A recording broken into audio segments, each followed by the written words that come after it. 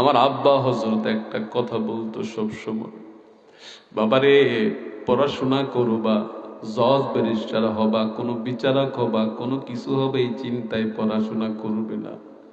পড়াশোনা করবে আল্লাহ বাস্তে, আল্লাহর সন্তুষ্টির জন্য, আল্লাহ যেন তোমারে দিনের পথে রাখে সেই চিন্তায় তুমি পড়াশোনা করবে। তার কারণ হচ্ছে দুনিয়ার কোন মানুষ রিজিকের মালিক না, রিজিকের মালিক হচ্ছে আল্লাহ, রিজিকের মালিক হচ্ছে আল্লাহ। সেজন্য কি হবে সেই চিন্তা নিয়ে পড়াশোনা করবে না। 2 নাম্বার হচ্ছে অহংকার রাখবে না, অন্তর থেকে অহংকার দূরীভূত করে দাও। ছোট্ট কাল থেকে দেখেছি ধরে ধরে মানুষের জুতাগুলো ঠিক করায়া দিত।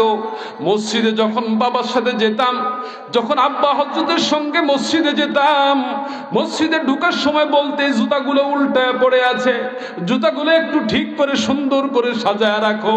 জুতাগুলো সাজায় রাখতাম। রওনা করেছি পূর্বাঞ্চলে বা কোথাও প্রোগ্রামে রওনা করেছি। একবার রওনা করেছি বরুড়া থানায়, রানীসরা পার হয়েছি। পার হওয়ার পরে সেখানে একটা ধানের জমিনের মধ্যে হাঁস লাগছে। আমার আব্বা রিক্সা থেকে দেখছে, রিক্সা থামায় আমারে বলতেছে নামো। বললাম কেন? হাঁসগুলো দৌড়ায় দিয়ে আস। বললাম আব্বা জান, মানুষের ধান খায়, হাঁসে খায়, এটা আমি কেন যাব? আমাকে বললেন রে বাবা,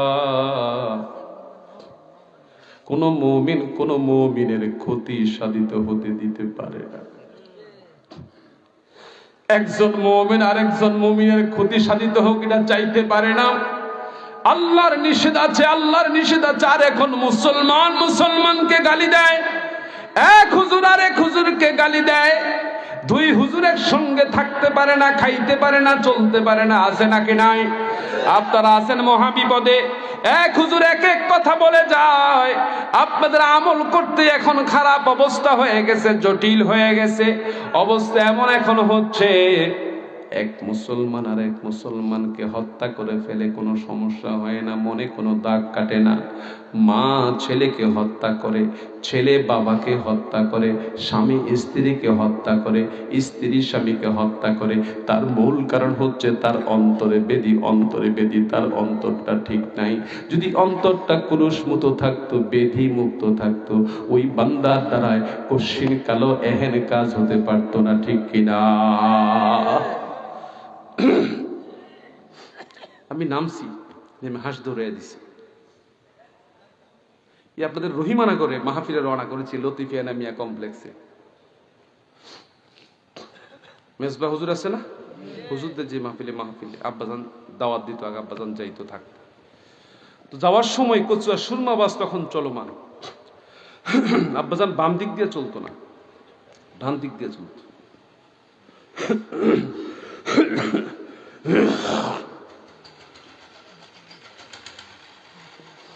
রিক্সা দিয়া বা বেবি ট্যাক্সি দিয়া যাইতো। এখন রিক্সা দিয়ে বেবি ট্যাক্সি দিয়া যাইতো। যাবার কালের সময় বাস তো আসতেছে, বাস তো চলে ডাইনে ডাইনে নাকি না বাঁয়ে বাঁয়ে? বাঁয়ে বাঁয়ে চলে না? এটা কি সুন্নাত তরিকা? মুসলমানদের সুন্নাত তরিকা হচ্ছে প্রত্যেকের ডানে চলবে। কোথায় চলবে? যদি বলেন কোথায় চলবে? আজকে থেকে আমলটা শিখেন, ডানে চলবেন। জি, গাড়িতে উঠে বাধ্য আপনি বাই, কিন্তু হাঁটার সময় তো ডানে হাঁটতে পারেন। চেষ্টা করবেন তো। একটা মৃত্যু সুন্নাতকে জিন্দা করলে আল্লাহ 100 শহীদের সওয়াব দেয়। ডান পাশে হাঁটবেন, ডান পাশে হাঁটবেন। খাবারের প্লেটে ডান দিক থেকে খাবার খাওয়া শুরু করবেন। কথা বুঝতে পারছেন? পানি পান করার সময়, চা পান করার সময়, কফি পান করার সময়, পানীয় হালাল পানীয় পান করার সময় ডান হাতে পান করবেন। খাবার ডান হাতে খাবেন। ডান আপনার জন্য সুন্নাত। আল্লাহ তাআলা আমাদের কবুল করুক বলি আমিন। তো বাসে যখন আসছি, সুরমা বাস, ব্রিক ফিল্ড আছে না ওখানে, ব্রিক ফিল্ডে একটু সামনে বাসে যখন আসছি, রিক্সাওয়ালার যখন বাস আসতেছে, রিক্সাওয়ালা চলতেছে ডান পাশে, বাসওয়ালার উল্টা দিক না এটা। বাসওয়ালা গাড়ি থামাইয়া দিছে। হেল্পার রিক্সা ড্রাইভারের বকা দিলে, এই বেটা কি গাড়ি চালাস, নিয়ম জানোস তা, রাস্তায় বাইরস কা? আব্বাজান ড্রাইভার সাহেব বললেন সবর, একদম সবর, আপনি কিচ্ছু বলবেন না। আপনি সবর করেন, আপনি রসুলের সুন্নাহ অনুযায়ী আপনি চলতেছেন। এটা রাষ্ট্রের আইন, রাষ্ট্রের আইনে আপনাকে বাঁয়ে বাঁয়ে চালাচ্ছে, এটা ব্রিটিশদের আইন। এই ব্রিটিশদের আইন মানতে আমরা বাধ্য নই। বাংলাদেশ সরকার এই আইন করেছে, বাংলাদেশ সরকারের এই আইন মানতে আমরা বাধ্য নই, কিন্তু বাধ্য হয়ে হয়তো আমাদেরকে চলতে হচ্ছে। বিষয়টা কি তাই না? কিন্তু আমার বাবা এটা মানতো না। আমরা মানি, আমার বাবাকে জীবনও মানতে দেখি নাই, জীবনও তিনি এটা মানেন না, ডান দিকে চলেছেন। বাসালা রাগ করেছে, রাগ করার পরে আব্বাজান থামায় দিলে, আপনি রাগ করবেন না, উনি বিষয়টা জানে না এই জন্য রাগ করছে, আপনি তো রসুলের সুন্নাহ অনুযায়ী চলছেন, আপনি ডান দিকে চলেন। এই রহিমানাগর আসা পর্যন্ত একবারের জন্য ড্রাইভার বাম দিকে আসতে পারে নাই, গাড়ি থামায় রাখছে, আস্তে আস্তে আস্তে আস্তে গেছে। এরকম সারা জীবন তিনি এমন ভাবে কাটিয়েছেন। তো সেখান থেকে যদি উপলব্ধি করেছি, পেয়েছি, ছাগল মানুষ অনেকে বাঁধে, ছাগলে যে ধান খায় না, গম খায় না। আরেকদিন আমার দিয়ে ছাগল সরাইছে, বললাম ড্রাইভার সাহেব করুক, কয় না তুমি যাও, তুমি করবে, ছাগলের খুঁটা তুমি যে বেঁধে দিয়ে আসো। এই ছাগলের খুঁটা খুলে উঠে গেছিল, এটা নিয়ে দিয়া তারপর এটা রশি ছোট করে দিয়ে আসছি, ফসল খাচ্ছিল। কোন মুমিনের ক্ষতি চাইতে, এটা মাথায় রাখবেন। আল্লাহ তাআলা আমাদের হেফাজত করুন, সকলে বলি আমিন, জোরে বলি আল্লাহুম্মা আমিন। এটাই হচ্ছে কলব পরিশুদ্ধতার একমাত্র ঔষধ, হলো কার জিকির। জোরে বলুন না, কার জিকির?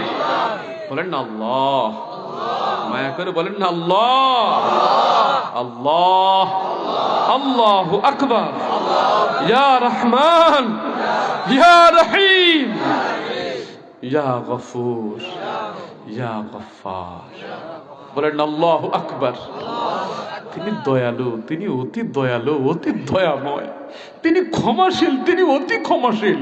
বান্দা গুনাহ করে এটা গোপন রাখে, কারণে জানতে দেয় না, আর বান্দারে ডাকে ওয়াসারিউ, তাড়াতাড়ি অগ্রসর হও ইলা মাগফিরাতিম মির রাব্বিকুম, তোমার রবের ক্ষমার দিকে। বলেন আল্লাহু আকবার। কত সুন্দর করে বান্দারে ডাকে, কত মায়া করে ডাকে, বান্দার আস্তে আস্তে যাইস না, ওয়াসারিউ, তাড়াতাড়ি অগ্রসর হও ইলা মাগফিরাতিম মির রাব্বিকুম, তোমার রবের ক্ষমার দিকে। কে ডাকে? কে ডাকে? ওয়া জান্নাতিন আরদুহাস সামাওয়াতু ওয়াল আরদু, ওই জান্নাতের দিকে যে জান্নাতের সীমানা আকাশ হতে জমিন অবধি। বলেন আল্লাহু আকবার। কে ডাকতেছে? কে ডাকতেছে? আল্লাহ ডাকতেছে। এত সুন্দর করে ডাকে, দ্রুত অগ্রসর হও, আস্তে আস্তে। রব্বে করিম আমাদেরকে ডাকেন। এই অন্তরকে পরিশুদ্ধতার জন্য আল্লাহ তাআলার ঘোষণা অনুযায়ী একমাত্র ঔষধ হলো আল্লাহর জিকির।